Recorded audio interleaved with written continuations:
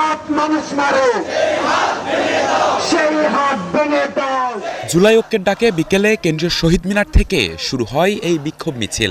ঢাকা বিশ্ববিদ্যালয়ের টিএসসি হয়ে শাহবাগে এসে তা শেষ হয়।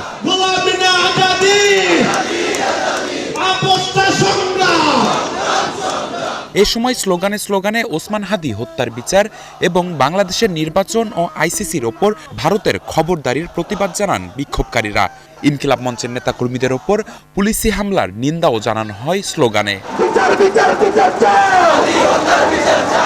এর আগে কেন্দ্রীয় শহীদ মিনারে বিক্ষোভ সমাবেশে ইনকিলাব মঞ্চের নেতারা অভিযোগ করেন, রাষ্ট্রের আইন ও প্রশাসনিক আধিপত্য আবারও ভারতের হাতে চলে গেছে। হামলায় জড়িত পুলিশ সদস্যদের দ্রুত আইনের আওতায় আনার দাবি জানান তারা। গতকালকে যারা যারা হামলা করেছে প্রত্যেকের ছবি ভিডিও স্পষ্ট প্রমাণ রয়েছে। এই প্রত্যেককে চিহ্নিত করে বিচারের আওতায় আনতে হবে।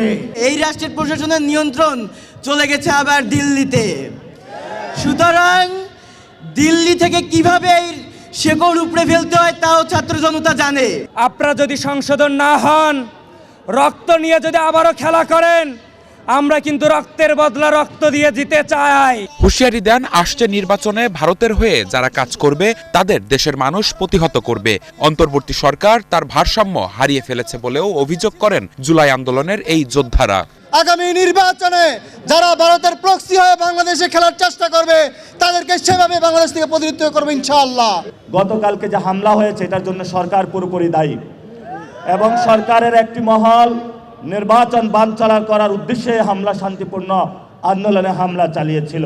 তারেক রহমানের চাপে সরকার হলো ব্যালেন্স হারায়া পেলে কখনো আমাদের উপর অস্ত্র চালায়, কখনো সরকার নিজের উপরে অস্ত্র চালায়। ভোটের আগে লেভেল প্লেইং ফিল্ড নিশ্চিতের দাবিও জানান সবাই। ন্যায় বিচার নিয়ে আপনার কাছে যাচ্ছে, আপনি তখন বাধা দিবেন কেন? নিবিড় সাহা, ৭১, ঢাকা। চেষ্টা করবেন, এটাই হচ্ছে রাষ্ট্র।